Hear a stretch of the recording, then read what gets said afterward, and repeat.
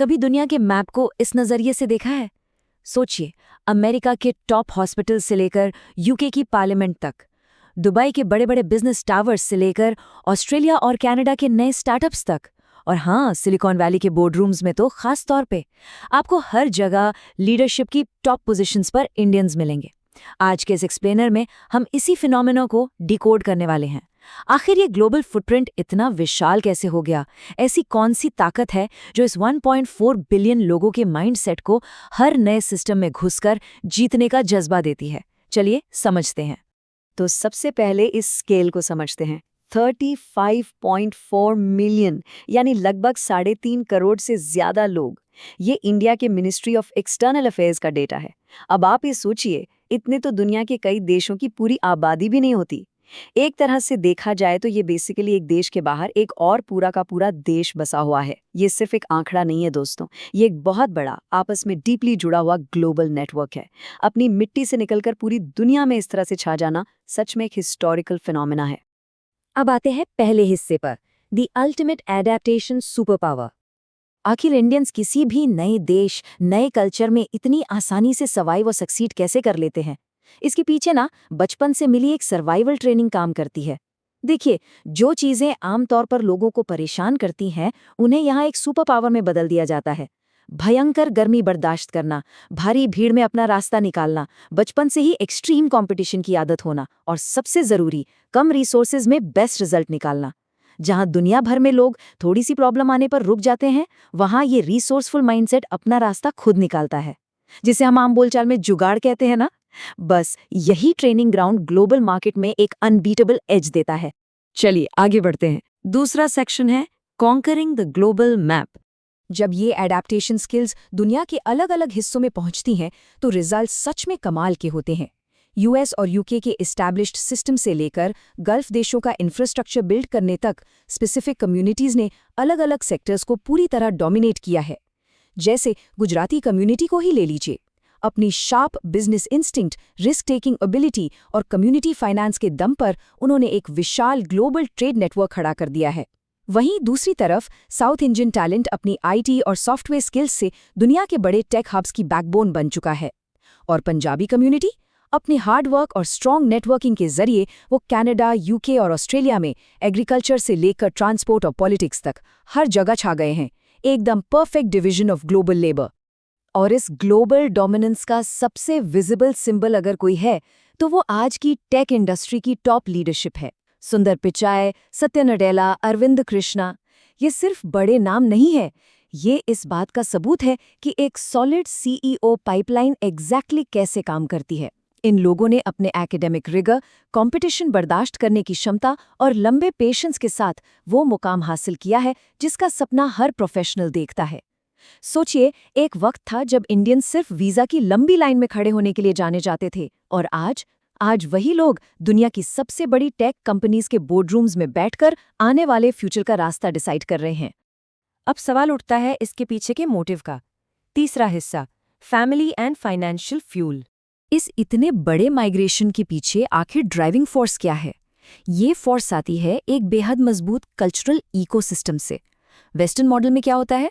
आमतौर पर एक्सपेक्ट किया जाता है कि 18 साल का होते ही बच्चा इंडिपेंडेंट हो जाए, पर अपना इंडियन मॉडल इससे बिल्कुल अलग है। यहाँ पेरेंट्स अपनी पूरी जिंदगी की सेविंग्स पढ़ाई में लगा देते हैं, भाई बहन सपोर्ट करते हैं, और अगर बाहर जा रहे हैं तो कजिन नेटवर्क पूरी मदद करता है। मतलब एक बहुत ही स्ट्रॉन्ग इमोशनल बैकअप हमेशा होता है। इसीलिए जब भी कोई इंडियन अब्रॉड जाता है तो वो अकेला बिल्कुल नहीं जाता, उसके साथ एक पूरे परिवार का सपना और उम्मीद जुड़कर जाती है। और फिर ये इकोसिस्टम एक लाइफ चेंजिंग जर्नी में तब्दील होता है। स्टार्टिंग में एक बहुत बड़ा इनिशियल शॉक लगता है, वो कांपने वाली ठंड, बिल्कुल नए अजीब से एक्सेंट्स और पढ़ाई के साथ साथ पार्ट टाइम जॉब्स का प्रेशर। उसके बाद स्ट्रगल और बढ़ता है, हर महीने रेंट टाइम पर देना, और सबसे बड़ी आफत होम सिकनेस। पर लगभग 5 साल लगातार पिसने के बाद नतीजा सामने आता है। परमानेंट रोल्स मिलते हैं, फाइनेंशियल स्टेबिलिटी आती है, और सबसे जरूरी चीज, अपने परिवार का लिविंग स्टैंडर्ड ऊपर उठता है। ये सिर्फ एक कहानी नहीं है, ये आज पूरी दुनिया में फैले हुए मिलियंस ऑफ स्टूडेंट्स की लाइफ का एक सक्सेसफुल टेम्पलेट बन चुका है।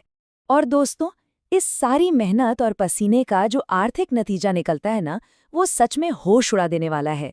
$135.4 बिलियन।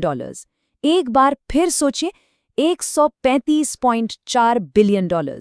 ये फाइनेंशियल ईयर 25 का ऑफिशियल फिगर है जो ओवरसीज इंडियंस ने वापस अपने देश भेजा है। इस स्टैगरिंग नंबर के साथ इंडिया पूरी दुनिया का सबसे बड़ा रेमिटेंस रेसिपिएंट बन गया है। देश की इकोनॉमी के नजरिए से देखा जाए तो ये एक मैसिव सपोर्ट सिस्टम है। लेकिन ठहरिए, इस बड़े से आंकड़े के पीछे एक बहुत ही गहरी और जज्बाती रियलिटी छुपी है। हमारे सोर्स मटेरियल ने इस पॉइंट पर एक बहुत खूबसूरत बात कही है। ये सिर्फ मनी ट्रांसफर नहीं, ये लव ट्रांसफर है। अगर हम थोड़ा ध्यान से सोचें तो विदेश गए सभी लोग कोई लग्जोरियस लाइफ थोड़ी जी रहे हैं। वो दिन रात मेहनत कर रहे हैं, ओवर टाइम कर रहे हैं, ताकि पेरेंट्स के मेडिकल बिल्स टाइम पर पे हो सकें, बहन की शादी धूमधाम से हो या फिर घर का लोन चुकाया जा सके। ये उनका सैक्रिफाइस है, उनकी ड्यूटी है और उनका परिवार के लिए प्यार है, जो इन बिलियंस ऑफ डॉलर्स में काउंट हो रहा है। यहीं से शुरू होती है कहानी के दूसरे पहलू की। चौथा हिस्सा, द हिडन सैक्रिफाइसेस। सक्सेस और उन बड़े आंकड़ों के पीछे एक ऐसी सच्चाई भी है जो सोशल मीडिया के फिल्टर्स और चमक में अक्सर छुप जाती है। हर माइग्रेशन स्टोरी इतनी आसान या ग्लैमरस नहीं होती। इंस्टाग्राम पर तो आपको परफेक्ट लाइफ दिख जाएगी, लेकिन असल पेन तो एयरपोर्ट का डिपार्चर गेट क्रॉस करते ही शुरू हो जाता है। कई माइग्रेंट्स को डायरेक्टली रेसिज्म फेस करना पड़ता है। हर वक्त सर पर वीज़ा कैंसर होने का स्ट्रेस घूमता रहता है। एक अजीब सा अकेलापन होता है। और कुछ केसेस में तो फेक कॉलेजेस या एम्प्लॉयर्स के हाथों एक्सप्लॉयटेशन भी झेलना पड़ता है।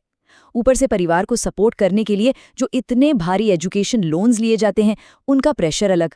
ये उस सक्सेस की कीमत है जो सच में हर रोज चुकाई जाती है। इसलिए इस पूरे दर्द भरे सफर को एक हिडन सिनेमा का नाम दिया गया है। हर देश के एयरपोर्ट डिपार्चर गेट पर आज भी हर रोज ऐसी ही एक लाइव पिक्चर चलती है, जहां एक माँ अपने आंसू छुपा रही होती है, एक पिता जबरदस्ती स्ट्रांग बनने की कोशिश करता है और बच्चा ये कहकर निकलता है कि बस 2 साल में सेटल होकर सबको बुला लूंगा। पर रियलिटी पता है क्या है? अक्सर ये 2 साल की बात फैमिली को फाइनेंशियली आजाद करने के चक्कर में एक 10 साल लंबी लड़ाई में बदल जाती है। तो आखिर लोग टिके कैसे रहते हैं? 5वां हिस्सा, द माइंडसेट ऑफ एंड्योरेंस। इतने दर्द, इतने भारी सैक्रिफाइसेस और अनजान माहौल में होने वाले टफ कंपटीशन के बाद भी ये लोग सरेंडर क्यों नहीं करते? यहीं पे एंट्री होती है उस टर्म की जो हमारे सोर्स टेक्स्ट का मेन टाइटल है, द लोन सराइवर। ये एक ऐसे माइंडसेट का प्रतीक है जो तब एडजस्ट करता है जब नए देश का पूरा सिस्टम समझ आना बंद हो जाए, जो तब दुगनी मेहनत करता है जब ग्लोबल इकोनॉमी फेल हो रही हो, और जो बार बार रिजेक्ट होने के बाद भी बिना थके फिर से ट्राई करता है। यही वो रेजिलियंस है, अनसर्टेनिटी में भी फुली फोकस रहने की काबिलियत है, जिसकी वजह से दुनिया भर के एम्प्लॉयर्स इस टैलेंट पूल पर आंख बंद करके ट्रस्ट करते हैं। अब यहाँ एक बेहद जरूरी सवाल उठता है, क्या इतने बड़े पैमाने पर देश छोड़कर जाने को हमें ब्रेन ड्रेन कहना चाहिए? कई सालों से एक्सपर्ट्स इस पर लंबा चर्चा करते आए हैं, लेकिन आज की इस हाइपर कनेक्टेड और डिजिटल दुनिया में जरा सोचिए, क्या ये सच में ब्रेन ड्रेन है या फिर एक ब्रेन स्प्रेड? जब एक इंसान बाहर जाकर पैसे वापस भेजता है, ग्लोबल कनेक्शंस बनाता है, नए अपॉर्चुनिटीज के दरवाजे खोलता है, तो दरअसल वो एक वर्ल्ड वाइड इन्फ्लुएंस का नेटवर्क तैयार कर रहा होता है, जो घूम फिरकर वापस अपने ओरिजिन को ही फायदा पहुंचाता है। तो अगर हम इन सारी बातों का निचोड़ निकालें तो फाइनल वर्डिक्ट क्या मिलता है? एक सच्चाई जो एकदम क्रिस्टल क्लियर है। ये मैसिव ग्लोबल सक्सेस स्टोरी दोस्तों किसी एक्सेप्शनली हाई आईक्यू या सिर्फ अच्छी डिग्री की वजह से नहीं लिखी गई है। असली टर्निंग पॉइंट कुछ और है, वो है हंगर और एंड्योरेंस। कहते हैं ना कि जिसके पास सब कुछ पहले से होता है वो थोड़ा कंफर्टेबल हो जाता है, पर जिसके आंखों में एक बड़ा सपना होता है और दिल में आगे बढ़ने की सच्ची भूख होती है, वो दुनिया की हर रुकावट से आगे निकल ही जाता है। तो अब आगे क्या? डेटा साफ इशारा करता है कि 2035 तक ये डायस्पोरा और भी ज्यादा विशाल और भी ज्यादा इन्फ्लुएंशियल हो जाएगा। जाते जाते ये एक्सप्लेनर हमारे सामने एक बड़ा सवाल खड़ा करता है, क्या 1.4 बिलियन लोगों से निकली ये भूख, ये सॉलिड एंड्योरेंस आगे चलकर पूरी दुनिया में ग्लोबल लीडरशिप की डेफिनेशन को ही हमेशा के लिए बदल देगी? ये एक ऐसा सवाल है जिस पर हम सबको सोचना चाहिए। आज की इस डीप डाइव चर्चा में बस इतना ही। अगले एक्सप्लेनर में फिर मिलेंगे।